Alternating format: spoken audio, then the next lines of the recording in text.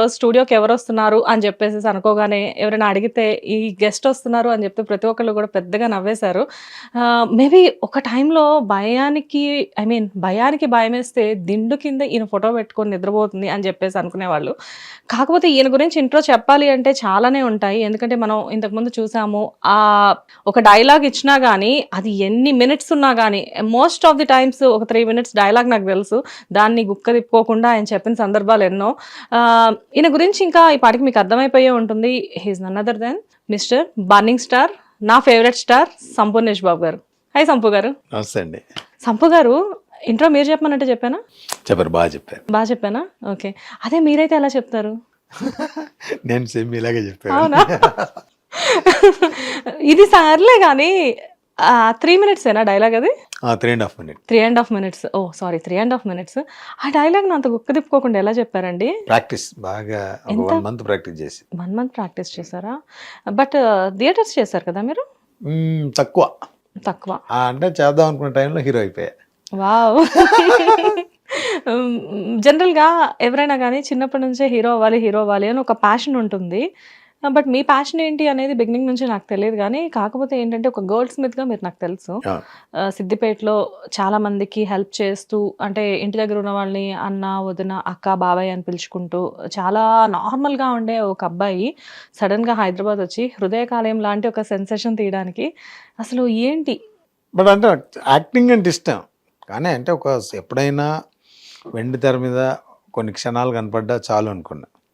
But అలాంటి చిన్న అవకాశం మహాత్మాలో వచ్చింది. ఫస్ట్ సినిమా మహాత్మాలో చేసా. జస్ట్ ఒక 6-7 సెకండ్లే ఉంటుంది. అలా ట్రయల్స్ చేస్తున్న టైంలో హృదయకాలయం ఆఫర్ వచ్చింది. ఎస్, మహాత్మా గురించి మాట్లాడారు కాబట్టి బేసిక్గా కృష్ణవంశీ గారి చేతుల మీద ఇంట్రడ్యూస్ అయిన వాళ్ళు ఎవరైనా కానీ ఇండస్ట్రీలో ఎప్పుడైనా కానీ టాప్ పొజిషన్లోనే ఉంటారు మీలాగా. అయితే మహాత్మా సినిమా జరిగేటప్పుడు ఒక సీన్లో మీరు ఏడ్చారని నాకు తెలిసింది. ఏ సీన్లా? అంటే మీతో షూట్ జరుగుతున్న టైంలో సంథింగ్ వంశీ గారు ఏదో కొంచెం గట్టిగా మాట్లాడారనో సంథింగ్ ఏదో. అల్లే డైలాగు 1-2 చాలా సార్లు చెప్పా. అంటే నాకు అప్పుడు కెమెరా పెద్దగా తెలియదు కాబట్టి లాంగ్ షాట్ ఓకే, క్లోజ్ పెట్టినప్పుడు కళ్ళు కొంచెం ఇటు అన్నా చాలా వెళ్తాయి కదా, అలా పెట్టగానే నా ఫేస్ నాకే కనిపించేది ఫస్ట్ టైం. అప్పుడు డిజిటల్ కదా, రీల్. ఆ టైంలో ఆ గురుగారు కోపనికి వచ్చారు. బట్ మంచి ఆ డైలాగ్ చెప్పిన తర్వాత చాలా మంది ఆర్టిస్టులు ఆ టైంలో అక్కడ వాళ్ళు చాలా మంది అన్నారు, అసలు ఫస్ట్ రోజు మీకు రాగానే గురుగారు సినిమాలో డైలాగ్ పడ్డది, వెరీ లక్కీ బ్రదర్ అది అని చాలా చెప్పారు.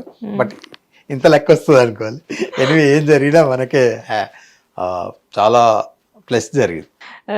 మీరంటే మహాత్మా తర్వాత నెక్స్ట్ ఏంటి మధ్యలో? చేసా చిన్న 2-3 సినిమాలు చేశా. రిలీజ్ కాలే. రిలీజ్ అయినా పెద్దగా ఏమి మనం కనపడలే. అప్పుడు నరసింహాచారి, సంపూర్ణేష్ బాబు అయిన తర్వాత హృదయకాలం. నరసింహాచారి సంపూర్ణేష్ బాబు ఎలా అయ్యారు? నాకు ఉపేంద్ర గారు అంటే ఇష్టం. అయితే ఆయన గెటప్ వేసుకొని ఒకసారి ప్రసాద్ ల్యాబ్కు చిన్న షార్ట్ ఫిలిం ఉందంటే వచ్చా. ఆ టైంలో రాయసిన చూశాడు. చూసి మీతో సినిమా చేస్తానండి, మీరు చేస్తారా అన్న. దాన్ని అన్న చేస్తా అని చెప్పేసి. ఆయన డెబ్యూ డైరెక్టర్ అప్పుడు. అసలు ఏ నమ్మకంతో మిమ్మల్ని పెట్టుకొని సినిమా తీద్దాం అనుకున్నారు? అది తన నమ్మకం. నేనైతే నేనంటే ఏమీ ఆలోచించాలి, నేను హీరో అవుతా, సినిమా ఈ స్థాయిలో ఉంటుంది అలాంటిది ఏమీ లేదు. కానీ తను నాకు చెప్పాడు, నేను ఇలా చేస్తానండి, మీరు జస్ట్ నాకు కోఆపరేట్ చేస్తే చాలు, మీకు కూడా ఇంట్రెస్ట్ అంటుంటారు కదా, 100% మీరు ఏదో ఒక క్యారెక్టర్ కావాలి అని తిరుగుతున్నారు, హీరోగానే సినిమా చేస్తా అని చెప్పాడు. నాకు అప్పుడు స్టోరీ అదంతా చెప్పాడు. బట్ నాకు ఆ స్టోరీ కూడా నాకు అర్థం కాలే. నాకు ఎంతసేపు సినిమా అన్నట్టే ఉంది తప్ప. కానీ సినిమా నిజానికి మాకు కూడా అర్థం కాల. కానీ వన్స్ అంటే ట్రైలర్ అది చూసినప్పుడు మూవీలో ఈ సినిమా ఇలా ఉంది అనుకున్నాము. కానీ ఆ సినిమా ఫస్ట్ టెలికాస్ట్ అయినప్పుడు టీవీలో ఈవినింగ్ 6 o'clockకి, ఎగ్జాక్ట్గా ఛానల్ గుర్తులేదు, జెమినీ అనుకుంటా, మా టీవీయా, ఈవినింగ్ 6 o'clockకి. అప్పుడు సండేస్, ఎవ్రీ సండే ఒక కొత్త మూవీ వచ్చేది. సో సండే ఒక రోజున ఆ మూవీ మీదే వచ్చింది. అసలు మా అపార్ట్మెంట్స్లో మేము పెట్టాము ఆ మూవీ. డోర్ ఓపెన్ చేస్తే ఫ్లోర్కి 4 ఫ్లాట్స్ ఉంటాయి. ప్రతి ఫ్లాట్ లో అదే మూవీ రన్ అవుతుంది. ప్రతి ఒక్కళ్ళు అందరు గట్టిగా నవ్వడం. అంటే ఆ హృదయకాలయం అసలు మీనంటే రాజేష్ గారికి ఆ థాట్ ఎలా వచ్చిందో తెలియదు కానీ దాన్ని అనుకున్నాడు. అంటే ఒక కథ చేయాలి అనుకున్నప్పుడు చాలామంది డేట్లు అడిగినప్పుడు చాలా కొత్త వాళ్ళని అడిగినప్పుడు ఎవరు ఒప్పుకోకపోవడం చాలా రకరకాలుగా ఉండే. ఇంకప్పుడు నేను దొరికి ఇంకా సరే మనోడు దొరికాడు కదా చేద్దామని చెప్పి చేసాడు. మీ ఇద్దరికి అప్పటికే పరిచయం ఉందా? అప్పుడే పరిచయం, అప్పుడే స్టార్టింగ్ పరిచయం. ప్రసాద్ 13 ల్యాబ్ years లోనే back. అదే పరిచయం. అంత తక్కువ పరిచయంలోనే ఎలాగా అసలు ఆయన? నన్ను చూడగానే చెప్పాడు అంటున్నాగా, మీరు ఒకసారి కలవండి. నా ఫొటోస్ చూపించా. ఫొటోస్ ఒక 20 ఫొటోస్ ఉండేనాయి. అవన్నీ ఇవన్నీ ఇస్తారా అన్నట్టు. ఇస్తానని చెప్పా. తీసుకున్న తర్వాత నాకు అనిపించింది, అరే ఎక్కడికి వెళ్ళినా ఆఫీస్కి వెళ్తే ఒక్క ఫోటో చాలంటారు, తను ఇన్ని ఫోటోలు తీసుకున్నాడు అనుకున్నా. బట్ ఎనీవే చూద్దాం అనుకుంటే ఒక 1 week 10 daysకు మీరు ఒకసారి హైదరాబాద్ వస్తారా కలుద్దాం అన్నాడు. సరే కలుస్తానని చెప్పినప్పుడు స్టోరీ అంత చెప్పాను నాకు, ఇలా ఉంటుందండి, ఇలా ఉంటుంది, ఇలా ఉంటుంది అని. ఓకే ఇంకేమైనా సరే చేద్దామని చెప్పి చెప్పా. ఆ ట్రావెల్ అయి ఫస్ట్ ట్రైలర్ తీసి ఫస్ట్ పోస్టర్ తీసి అలా అలా అలా అలా సినిమా చేశాను. అలా నరసింహాచారి కాస్త బర్నింగ్ స్టార్ అయ్యారు. అంత అన్న ప్లాన్. అట్లా మీకు ఒక కొత్త పేరు పెట్టాలండి, మీకు ఓకేనా అన్నాడు. మీరు ఏం చేసినా సరే ఏం చెప్పా. అంటే మీరు కూడా అప్పుడు బాగా క్రేవింగ్ లో ఉన్నారు, మూవీ క్రేవింగ్ లో. ఎలా అయినా డెఫినెట్ గా నేను ఒక మంచి హీరో అనుకున్నా. అసలు లేదు, యాక్టర్ యాక్టర్ చెయ్యాలి. అసలు యాక్టర్ అనేది ఒక బిగ్ స్క్రీన్ మీద నేను కనిపించాలి. ఓకే. లక్కీగా మీకు సాయి రాజేష్ గారి రూపంలో ఒక పర్సన్ ఇంట్రడ్యూస్ అవ్వడం. సో ఆయన కొబ్బరి మట్ట కూడా ఆయనే కదా తర్వాత. But back to back hits maybe మీకే అనుకుంటా. అంటే ఎక్కడ నుంచి తీసుకొచ్చారు ఇతన్ని అని ఆలోచించారు జనాలందరూ ఆ టైంలో. అంటే మీ ఫేస్ అపియరెన్స్ కానివ్వండి, కొత్త ఫేస్, అండ్ మీరు పెట్టే ఎక్స్ప్రెషన్స్ కానివ్వండి. ఒక టైంలో చాలా సీనియర్ కమెడియన్స్ పెట్టేవాళ్ళు ఆ ఎక్స్ప్రెషన్స్ అంతా కూడా. బాగా గుర్తు నాకు, ఒక ఈవెంట్ లో అల్లరి నరేష్ గారు చెప్పారు మీ గురించి. ఇంకా అప్పటికి హృదయకాలం రిలీజ్ అవ్వలేదు. అల్లరి నరేష్ గారు ఒక ఈవెంట్ లో ఏదో మాట మీద వచ్చేసేసి వీడియోస్ ఏవో మీవి అప్పటికేవో చూస్తున్నారంట. వాళ్ళు చూస్తుంటే ఎవరు ఇతను అంటే, సంపు తెలీదా